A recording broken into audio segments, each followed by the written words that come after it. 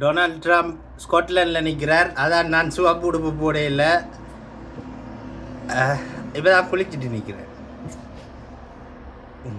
அவர் September இங்கிலாந்துக்கு போகிறார் நினைக்கிறேன், கிங்கை பார்க்குறதுக்கு, சார்ல்ஸ் த தேர்ட்.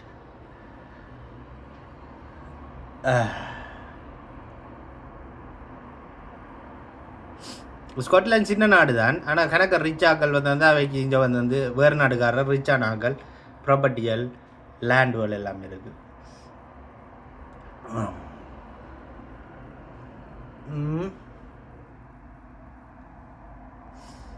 இங்கிலாண்ட்லேயும் ரிச்சான ஏரியாஸ் இருக்குது தான், ஆப்வியஸ்லி ரிச்சான ஏரியாஸில் இருக்குது. கொஞ்சம் நோர்த்துக்கு போகணும், சவுத்துக்கு போனால் கென் பக்கம் தான் போவீங்க, அங்கே நைஸ். போமஸ் பக்கம் கொஞ்சம் ப்ராப்பர்ட்டி வந்தது கொஞ்சம் குறைவு நினைக்கிறேன். அதெல்லாம் சவுத்துக்குள்ளே வரும். என்ன எஸ்எக்ஸும் பரவாயில்லை, எஸ்எக்ஸும் பரவாயில்லை, பட் அங்கே கொஞ்சம் வெள்ளையால் கொஞ்சம் ரவுடி மாதிரி.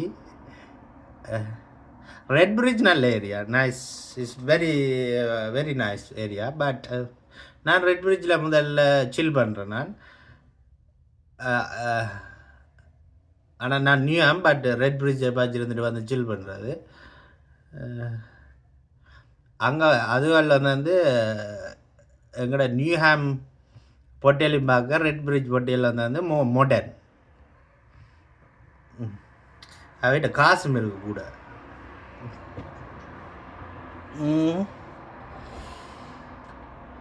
அப்போ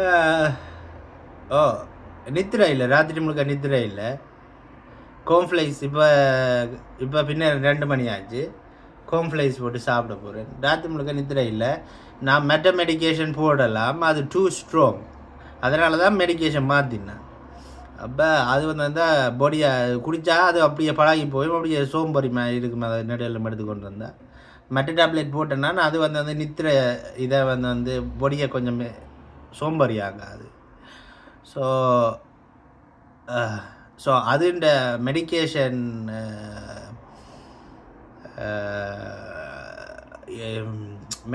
என்ன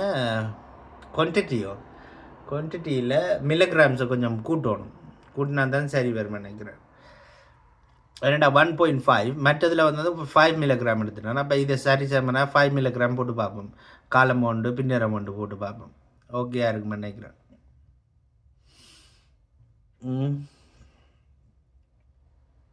அப்போ இந்தியன் பிரைம் மினிஸ்டர் வந்துட்டு போனவன். அப்போ டீலிங் இது ஏதோ 20 பில்லியன் ஏதோ தான் டீலிங். 20 பில்லியன் என்ன கிட்ட. அப்போ அது ஒரு ஸ்காட்டிஷ் விஸ்கி, யூகே காருக்கு டேக்ஸ் குறைவு, இந்தியாவில் விற்கிறதுக்கு அப்படி இப்படின்ட்டு வந்திருக்குது. காசு எப்படி என்றாலும் நாட்டுக்கு வந்தாலும் எனக்கு வந்தால் தானே சந்தோஷம். என்ன அவங்க யூகே கவர்மெண்ட் இப்போ எங்களோட கவர்மெண்ட் வந்துட்டுது, இப்போ 1 வருஷம் ஆயிட்டுது சரியா. அப்போ கொஞ்சம் கேம் மாதிரி தான். என்ன இந்தியா எங்களோட கேம் கேட்குது உண்டு, அது கொஞ்சம் கேம் மாதிரி தான், பட் சும்மா ஜோக்ஸா. ஸோ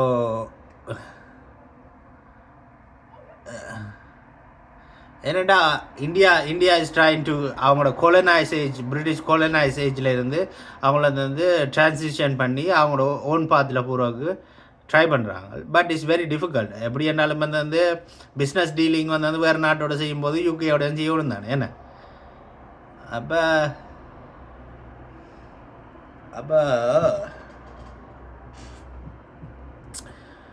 இப்போ தமிழ்நாட்டு படத்துல எல்லாம் பார்த்தீங்கன்னா இப்போ தான் கொஞ்சம் கொஞ்சமாக எல்லாம் வந்து கம்ப்யூட்டரைஸ் பண்ணி கொண்டு வருது, crimes to everything.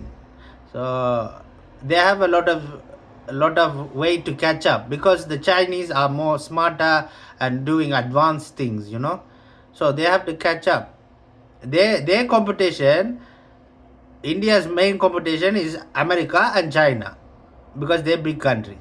Russia, because they have less population, you could say it's not a big competition, So yeah. அப்போ So they have to catch up to the Chinese. Chinese are going to be racing towards number one economy in the world. India is at the moment, I think, in the 5th place. They overtook Britain, I think, about 7-8 months ago. So yeah, I talk so much. At the end of the day, எனக்கு காசு வேணுமெண்டா ஒன்றும் இருக்காது.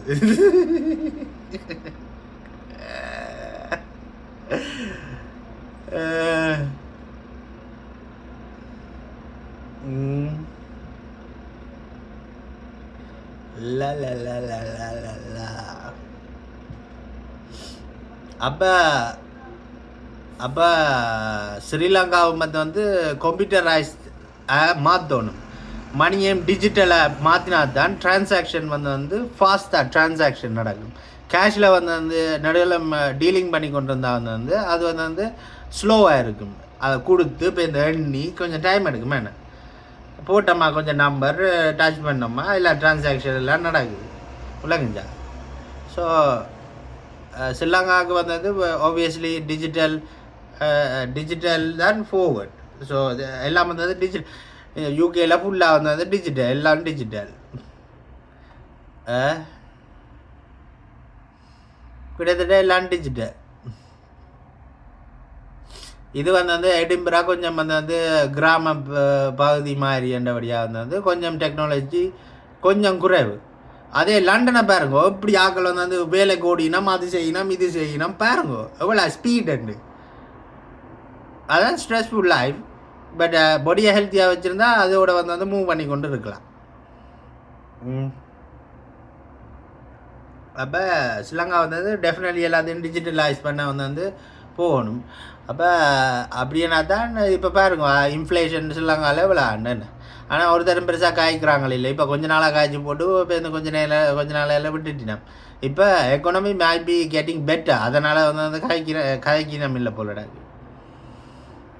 So